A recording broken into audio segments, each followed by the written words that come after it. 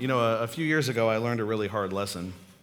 And I learned that there are really only three types of people in the world. There are those who pass, there are those who fail, and there are those who cheat. Several years ago, when I was, before I was really following Christ, I was going to school for business. And to get my degree, I was taking an accounting final. And the problem was I really hadn't studied anything up until the point of the final, so I didn't know how to do accounting, which was kind of a problem for an accounting class.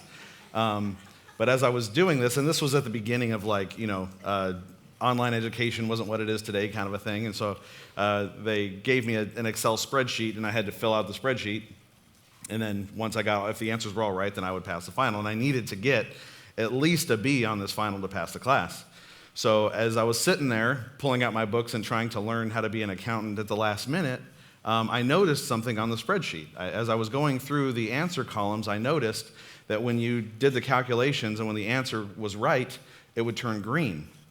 Well, in order to do that in Excel, you have to have a code in the cell that tells it to turn green.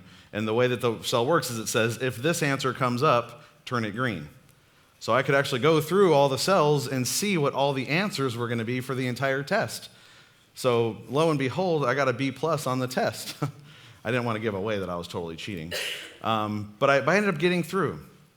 Now, I wouldn't recommend living your life that way because usually the answers aren't hidden in a code for whatever it is that you're being tested with. But I got away with it, and it helped me to pass. And you might be thinking, yeah, but you didn't learn how to do anything. Well, I got a business degree. I learned how to fake my way through it. That's what business is. So I learned exactly what I needed to learn. But sometimes the opposite happens, right? Sometimes things don't go well. Matter of fact, there's a guy named Sam who tells a story that he was really angry at another kid in high school named Charles Pryor. And the reason why was they were taking this physics class. And this physics class was really challenging. They didn't like their teacher, and they called him Happy Jack. I'm guessing he wasn't a very happy guy. And high school kids always come up with the best names for their teachers, right? So Happy Jack, which just reminded me, we had a teacher we called Mulletron, by the way, that was also a great name. Anyway, Happy Jack would give these really, really hard tests, all right? And it was like if you got a 50 or if you got up to a 60% on this test, then you were like the top of the class, if you could nail a 60 on this test. And then one day, he realized that, Sam looked and realized that of all the kids' test scores in the class, there was this one kid that kept getting 100% on everything. And he got really frustrated because he's like, okay, clearly this kid, Charles Pryor, is cheating. So he looked it up, and he was trying to figure out, how is this kid getting away with this? And then he realized what probably happened is Charles Pryor had the class in 6th period. So that meant someone in 5th period was, that was right before lunch for them. And so that means that they would take the test, write down the questions, and at lunchtime, they'd give them to Charles so that he could go over the answers at lunchtime and then go get 100 on the test. So Sam was really upset about this, and he decided that what he was going to do is he was going to rat out Charles Pryor. But he didn't know how he was going to do it because he didn't want to just straight up be a rat. So he was thinking about this, like, what can I do to get him caught? And then he came up with this brilliant idea. Okay, so he went and got a bunch of magazines, and he started cutting out letters, and he did like an old school ransom note. I don't know if anybody's old enough to remember ransom notes like we all did them. But, you cut out the letters from the magazine, and you write out a sentence, and, you give a message. And so what he did was he wrote this ransom note, and it said, someone in your 6th period class is cheating. So Happy Jack, the teacher, being a cunning teacher, said, you know what, here's what I'm going to do. He stood up in front of the class, and he said, somebody told me that someone's cheating, but they didn't tell me who it was, so here's what I'm going to do. 5th and 6th period will get hard tests the rest of the year. 4th period will get easy tests until somebody tells me who is cheating in my 6th period class. So Sam was like, oh man, what did I do? Right? This isn't good. So he said, all right. He went back to the magazines. He wrote another ransom letter. And this time the ransom letter said, the subject of the last letter was Charles Pryor. Charles Pryor. So at the end of the year, they were at the end of the year, and Sam's walking down the hall, and he kind of looks in the window, and he sees there is Charles sitting at a desk, and in front of him is all of the tests that he had taken the entire year. And Happy Jack is grilling him. And that's the last thing Sam knew. That's the last thing he knew about Charles. For 40 years, Then 40 years later, this thing called the internet comes out, and he starts looking up, like, you know what, I wonder whatever happened to that loser Charles Pryor, that cheater. Well, it turns out that Charles Pryor actually earned a BS in civil engineering, a master's degree in engineering science and mechanics, a PhD in structural engineering from Virginia Tech, and an executive MBA from Northeastern University. Charles Pryor was not a cheater, he was just really smart. Interesting, right? It's scary to think that sometimes we look at tests and we assume that somebody couldn't pass that test. It's impossible. There's no way that you did that. But see, that's the thing about tests. Tests are a very interesting thing. Tests are really important for us. And we're going to learn about a very important test today. This sermon today is one that I've been looking forward to since I started this series. Because I'm very much not a perfect pastor. I'm very much not a perfect Christian. But what I have learned in my walk with Christ, if there's one lesson that I have learned, it's that the Lord will provide. That's the title of today's message, by the way. If you're following along with your YouVersion Bible app, you want to look up today's event, it's called The Lord Will Provide. We're going to be in Genesis chapter 22, looking at verses 1 through 19, one of the most famous stories in the Bible, right? Abraham being called to sacrifice Isaac. And I think it's so interesting and really cool that it just so happens that that's where we're landing this week, and it's also the same week that this movie, His Only Son, is coming out. Totally not planned, just the way God works things out. Really cool. So here's the thing. This is a really popular story because it reveals a strong faith and because it illustrates the cross. And for us, it teaches us what a true faith actually looks like. So let's go ahead and hop into our passage this morning. Turn to Genesis chapter 22, verse 1. It says, "After these things, God tested Abraham and said to him, 'Abraham.' And he said, 'Here I am.'" So the first thing is it says that he was tested, right? Now, I think we get confused about tests sometimes. I think we look at this story sometimes and we think, okay, the purpose of this was to build Abraham's faith. But it's not. This is not to build Abraham's faith. This is to reveal his faith to him and to others, including ourselves. Right? The faith is already there. This is a test. You don't learn something on a test. Right? It's not like, okay, I'm going to walk into the test today and I'm going to go ahead and read these questions because now I want to learn something. Right? That's not how that works. The test reveals whether you know it or not. So God wants to teach us a lesson through the life of Abraham. And in fact, the writer wants us to experience this test. We'll see as we get into this that some of the details are unnecessary, but it makes it easier for us to follow along as if we're actually there with Abraham, okay? So as we read, try to imagine that you're in Abraham's shoes, that you're called to do the same thing that he was called to do, and see how you respond to that. And the first lesson here is Abraham turns around and he says, "Here I am." Or actually, literally in the Hebrew, it says, "What does my Lord say to his servant?" Okay? He turns around, all he hears is God say, "Abraham," and he says, "Here I am. What do you need?" If only the church said, "Here I am," every time God called us to do something. How often does God say something to you, and your response isn't, "Here I am," but it's, "Oh no. What are you going to have me do, God? What is this going to be?" Honestly, I think we're afraid to say that because we're afraid of what God might tell us to do. We don't want to say, "What can I do? What do you need, Lord?" We're afraid because of what that might be. And honestly, I think it's important that as the church that we are continually praying to improve ourselves so that our ability to surrender improves. Because we don't like that. We don't like giving up what we want in order to do what God wants. So let's go ahead and take a look at verse 2 and see what happens here. What does God ask him to do? He said, "Take your son, your only son, Isaac, whom you love, and go to the land of Moriah, and offer him there as a burnt offering on one of the mountains of which I shall tell you." I really don't think this is what Abraham was expecting him to say at that moment. Right? Maybe he wouldn't have turned around and said, "Hey, here I am." Right? Maybe he would have had a different reaction. I really think that sometimes we are afraid of being open to God because we're afraid of what he might say. We always talk about this, right? Everybody knows if you're a Christian, never pray for patience, right? Why? Because you'll get it. He'll put you through something. You're going to have to build up your patience through some sort of a trial, right? We know that that's what's going to happen. And so we say, don't pray for patience, which is really a poor attitude if you think about it. Right? It's like, "God, I want you to give me something, but I don't want to have to do something about it." Right? It's like we treat God like we're pulling up to McDonald's, like, "Hey, God, can I get a number one, an extra helping of patience there?" And then you pull up to the window and God gives it to you and you drive off. Like, that's what we think prayer is, but that's not how God works. When you say, "Hey, God, can I have this?" He says, "Yeah, let's get to work." it's like, oh, but I don't want to have to actually do something. I don't want it to cost me. But see, honestly, that's the life that we're supposed to be living now, right? As God is training us and working with us and equipping us through the Holy Spirit to do his works. It's going to cost us something. And that might be the first thing we have to work on, is to accept that God asks us to do things that we may not want to do. And for Abraham, there's no warning, there's no explanation. It just kind of seems to come out of nowhere. It's like, last week, wasn't he just like thanking God because he had a good conversation with Abimelech and they made a deal? It's like, hey, everything's great. And God's like, hey, kill your son. What? Where did that come from? And that's a big sacrifice, right? Kill your son. Some of you are like, no, not really. I'd be happy to. I wouldn't. I'm just saying you. For most of us, the conversation would be like, hey, God, what do you say to your servant? I want you to offer your son as a burnt offering. And the first thing we would start doing is, no, God, no. Why? No, I don't want to do that. Why would you ask me to do this?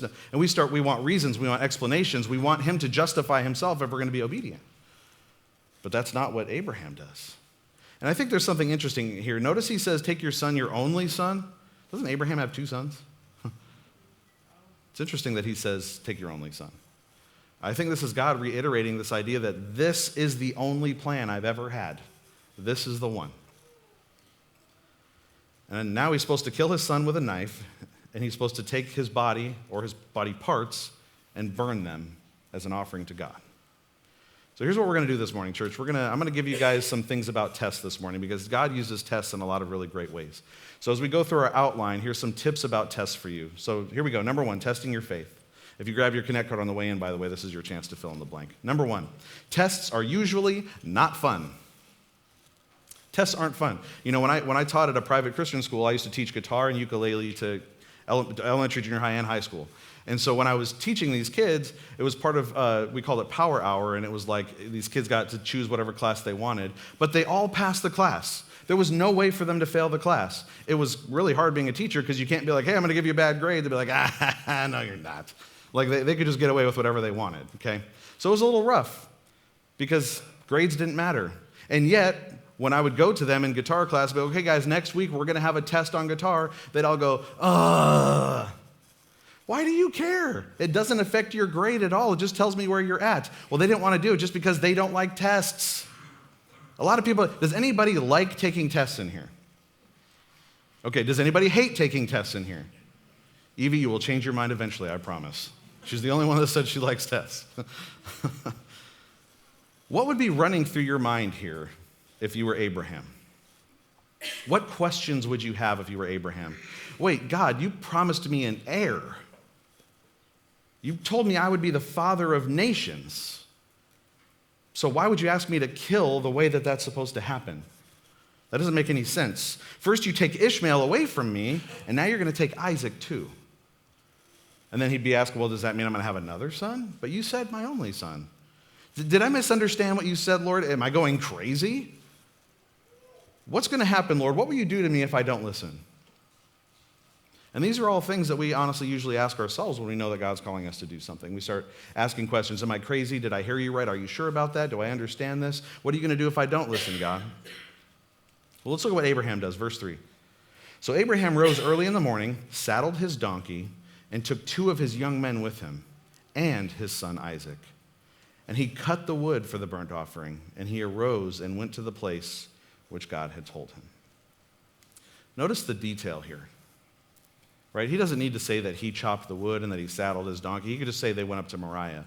But I think the writer here, I think God wants us to know and experience this, to know that Abraham got up and he did what he was supposed to do.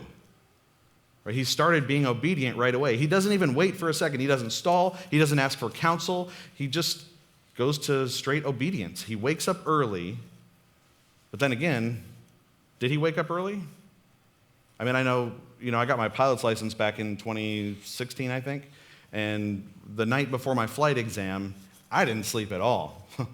I was super nervous about that. How do you think Abraham feels knowing the next day he's got to wake up and kill his son? You think he slept very well that night?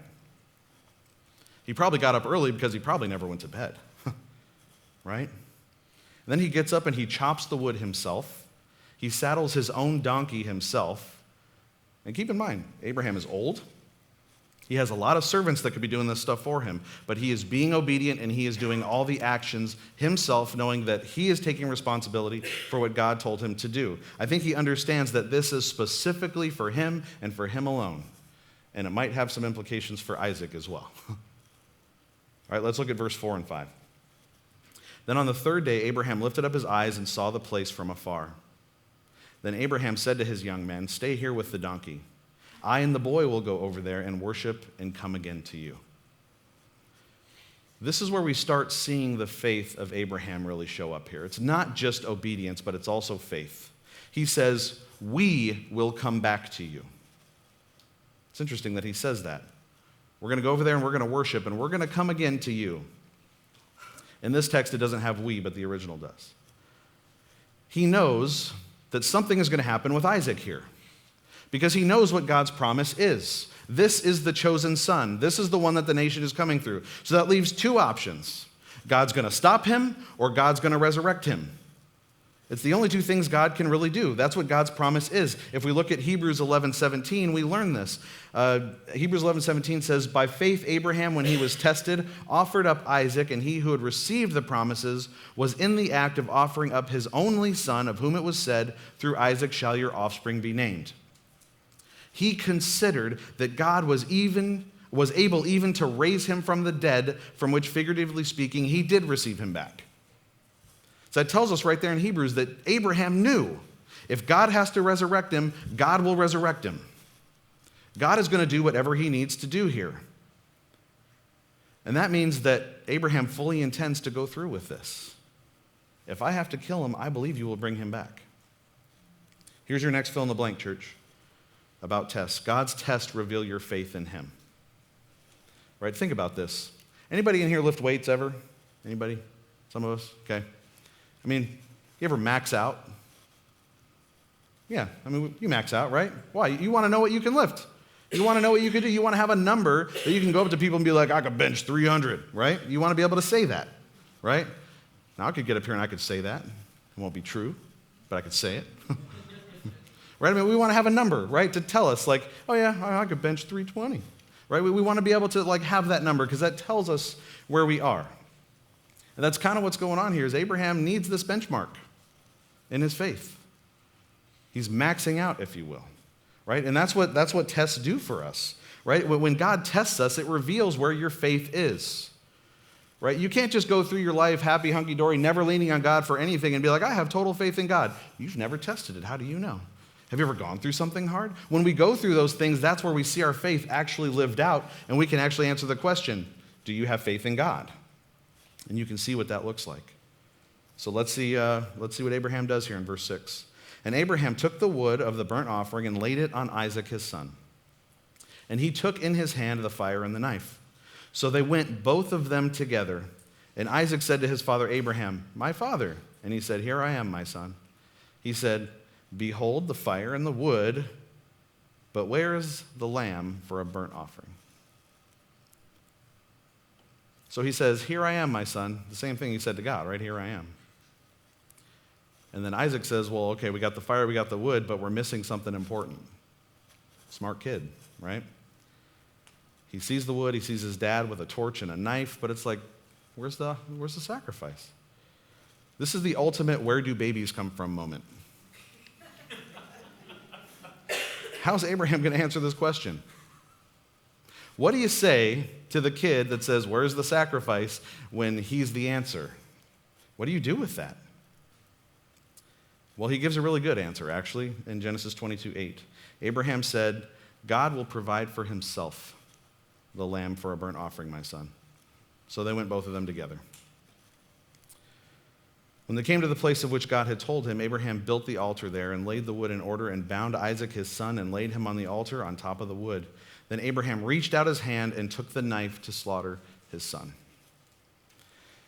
I think something's interesting here because we always focus on Abraham and his faith, and obviously that's an important part of this passage, but I think in this moment it's important to also look at Isaac for a second. Notice that Isaac doesn't run away.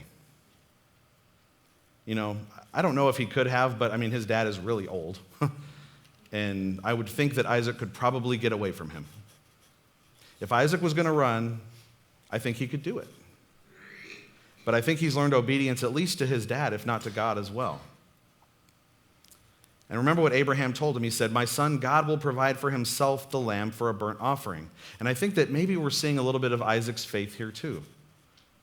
That Isaac's saying, okay, we'll see what the Lord provides, and if it's me, it's me. And if you think about this, Abraham really goes as far as he possibly can here, right? God is not like cutting him off at the pass. Like he is letting him go. He grabs the knife and it's in his hand and he's sitting there. He's ready to kill his son. Like he is ready to go. He has gone all the way. There is no time left to stall. There is nothing left.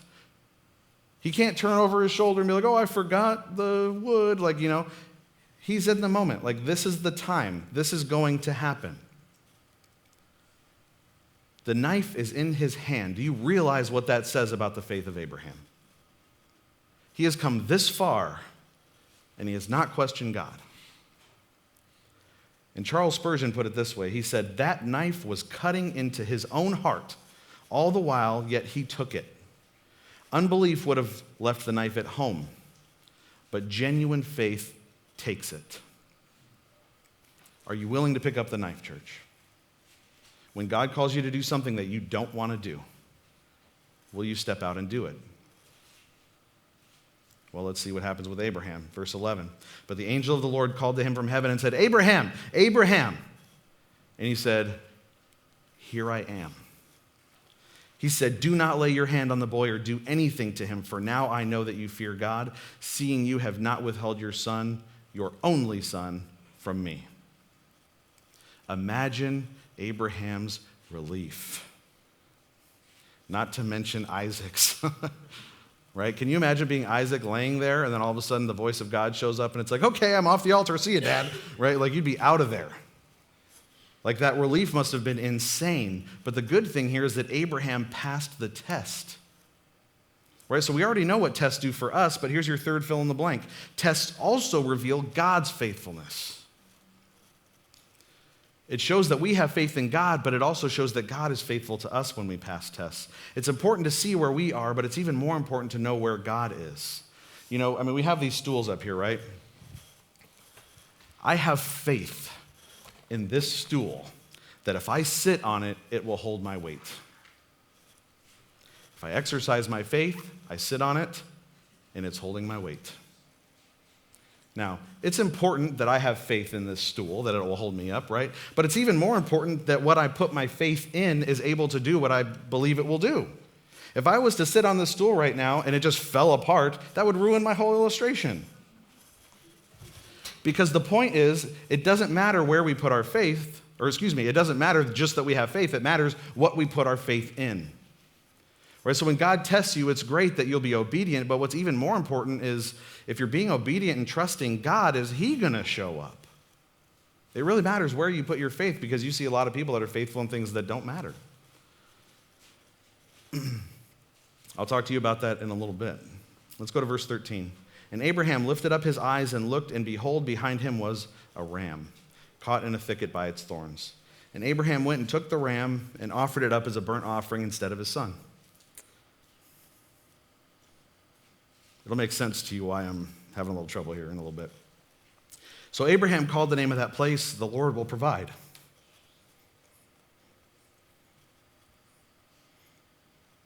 As it is said to this day, on the mount of the Lord it shall be provided.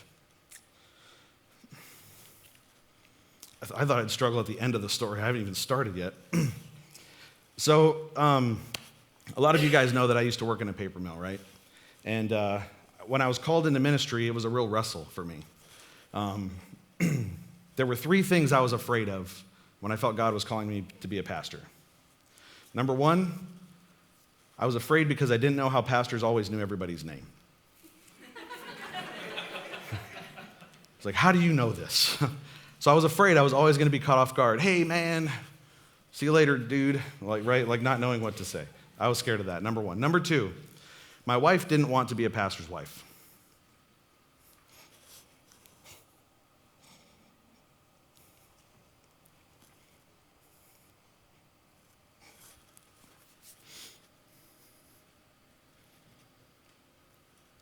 If you guys could pray for me to get it under control, I'd appreciate it. The last thing I was afraid of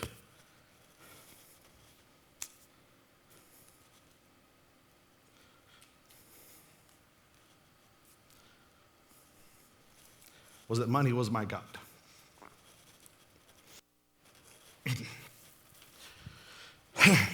I knew what God wanted me to do. But in conversations with other pastors and trying to figure out what my calling was, I would not surrender. The way that place worked is if you worked there, they knew they had you because you would have a set of useless skills and they paid you a lot of money and you probably didn't go to college. And so you were going to have to keep on. Thank you, son. I won't kill you.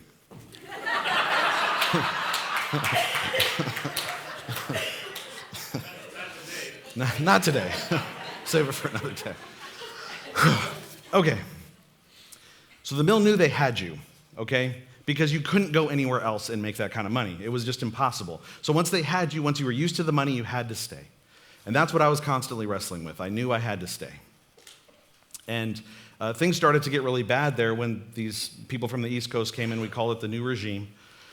And it got really hard when they got there because they started firing everybody for everything, right? It was like, people that had been there for 20 years, whatever, were getting fired like nothing. They would come in and they'd scream at you, and who the, blankety blank am I going to fire today? A bunch of blankety, it was constant, right? It was just constant stress.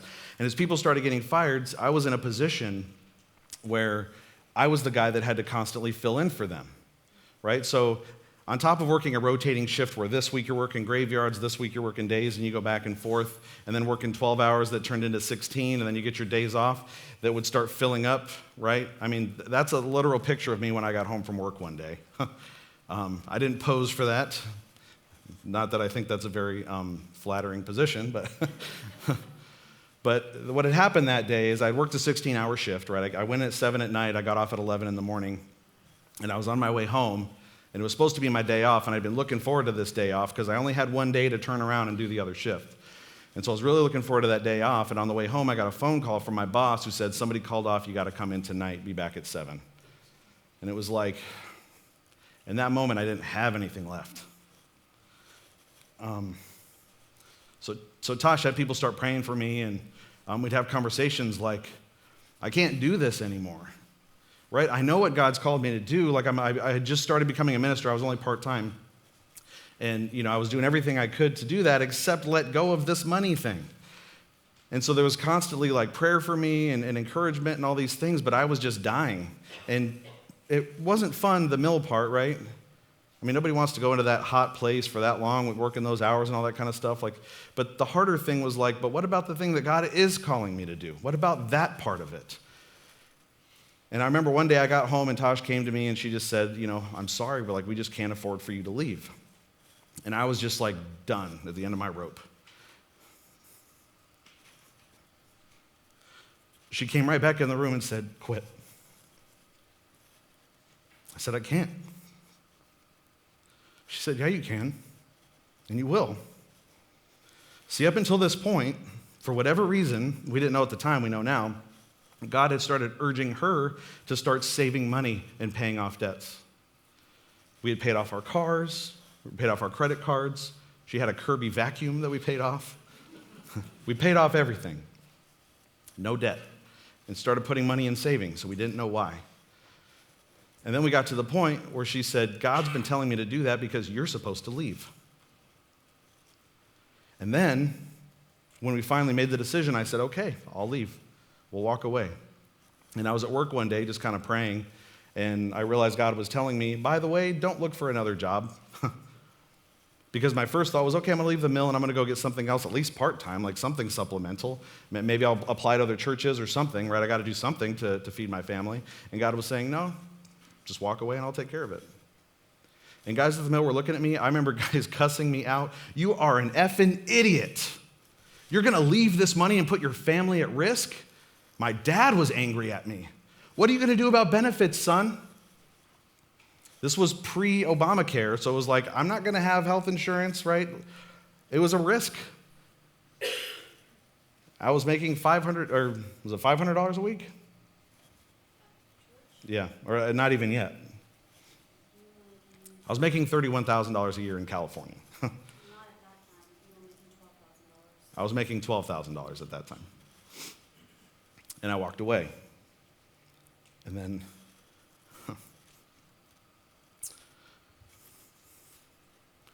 the last thing we did before I walked away,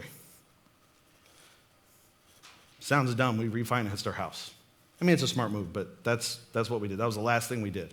This is the move that's going to set everything up. We're refinancing our house.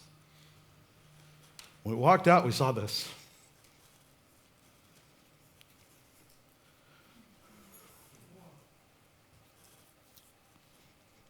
Sorry, church, I knew it might get rough. I didn't know it was going to be like this. Like snorting, crying, and all that. That's fun.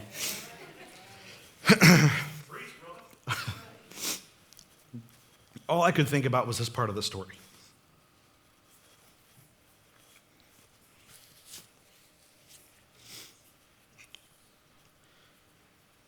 We've been totally fine ever since. So I walked away from a job, making good money, to pursue one that was not good money.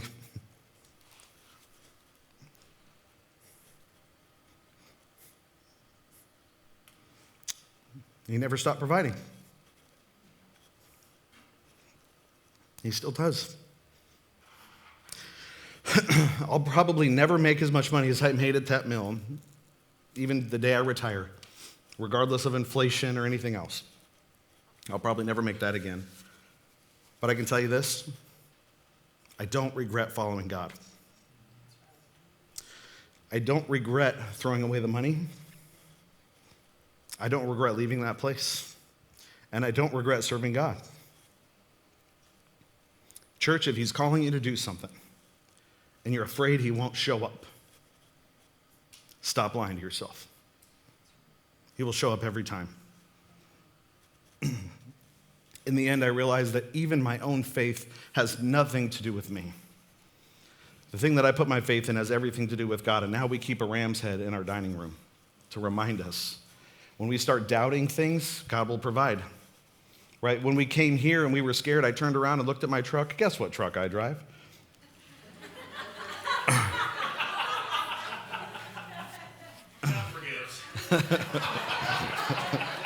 And that's the next lesson.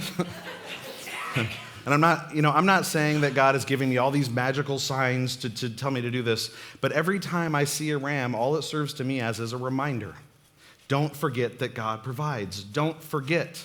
If he can stop Abraham from sacrificing his son and provide a ram caught in the thickets, if he provides what is needed in that moment, then that's what he will do for us, church. If we need something in that moment, he will give it to us. He will provide everything we need to serve him, everything we need to be obedient to him. It might not always be everything you want, but it will absolutely be everything that he thinks you need, that he knows that you need. Here's what I learned, church. Your fourth fill in the blank.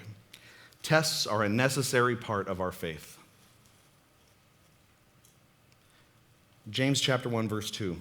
Count it all joy, my brothers, when you meet trials of various kinds. For you know that the testing of your faith produces steadfastness. And let steadfastness have its full effect, that you may be perfect and complete, lacking in nothing. But he goes on. If any of you lacks wisdom, let him ask God, who gives generously to all without reproach, and it will be given to him. But let him ask in faith, with no doubting. For the one who doubts is like a wave of the sea that is driven and tossed by the wind. For that person must not suppose that he will receive anything from the Lord. He is a double-minded man, unstable in all his ways. If God isn't working in your life the way that you think he should be, maybe the issue is you. Maybe you have to get out of his way. That's what I had to do. It took me years to figure that out. It took me years to let money stop being my God. But when I did, he showed up and it was like, man, I should have trusted you the whole time. All those years of misery I could have skipped because I put my trust in the wrong thing. If we want to see the value of God's provision, Abraham needed to see what he stood to lose. Right? That even the existence of his son is something that he leans on God for. And going up to the hills and finding that ram wasn't a miracle, it was a reminder. God had always provided for Abraham. He didn't start in this moment. He had always provided everything Abraham needed. And so now this is a reminder. And the truth is that even us today, we're all sinners, and we should pay a terrible price for what we've done, who we are naturally. But thank God he provides something different for us. He provides us with salvation. Verse 15, and the angel of the Lord called to Abraham a second time from heaven and said, by myself I have sworn, declares the Lord, because you have done this and have not withheld your son, your only son. I will surely bless you, and I will surely multiply your offspring as the stars of heaven and as the sand that is on the seashore. And your offspring shall possess the gate of his enemies. And in your offspring shall all the nations of the earth be blessed, because you have obeyed my voice. So Abraham returned to his young men, and they arose and went together back to Beersheba, and Abraham lived at Beersheba. So now that part's over, and I'm sure he's relieved, and he's probably even thankful that he endured. And here's what we need to know from this, church, your fifth point. Passing a test is worth the effort. It's not hard to walk away from something you hate, but it's hard to trust in a replacement you can't see. And one criticism that people talk about in this passage is they'll say that God seems cruel here. Like God's being mean to Abraham. Like, why would he put Abraham through this? That's mean. To tell you to sacrifice your son, to take you all the way to the brink, and then just stop you at the end? Why? That just seems mean. Well, here's the thing. Why would that be mean? Because Abraham believed he would lose his son? See, the problem with that is that he never thought he would lose his son. The only way that Abraham would be afraid of losing his son is if he didn't believe God's promises. God told him, this son is the one that all the nations are going to come from. This is the one. So Abraham knew, God, you might ask me to sacrifice my son, but if I do, then he's coming back because you're going to fulfill your promise. He believes that if he has to, God will resurrect Isaac. No matter what, he knows Isaac is going to be the father of nations because Abraham already knows that God is going to follow through, even if it requires a miracle. And honestly, even if God did ask Abraham to sacrifice his son, he wouldn't be asking him to do anything that God wouldn't have done himself. You want proof? Look at everything in this story. This happened on the third day. Where else have we seen something happen on the third day? Where else have we seen somebody's only son being sacrificed? Or how about somebody carrying the wood for their own sacrifice? Or someone willingly being sacrificed? Or a father having to watch his son walk to his own death? Or someone being permanently sacrificed but walking out of it alive? Or someone living out their faith in a resurrection? Or a substitute for the pain that we don't want to face? And how about God providing the sacrifice that we also desperately need? Have we seen that before? God did everything he asked Abraham to do with his son Jesus. Abraham did this knowing God's going to follow through. And when he actually did follow through for us, it was with Jesus on the cross. And so that's the important thing about this story, church, is that this shows up. If you want to know what God provides for, he provides in his son. And what I want to do is I want to leave you with this thought, church. 1 Samuel chapter 15, verse 22. And Samuel said, has the Lord as great delight in burnt offerings and sacrifices as in obeying the voice of the Lord? Behold, to obey is better than sacrifice, and to listen than the fat of rams. As with most things with us, church, God is not interested in substance. He's more concerned about our heart. He doesn't care about the money that you tithe. He doesn't care about the objects that you stole or the length of your prayers or your credit score. He doesn't care about that stuff. All he cares about is your heart and whether or not your heart has a desire to please him through obedience and praise. Because honestly, church, that is one of the best sacrifices you can ever give to the one who gave it all for you.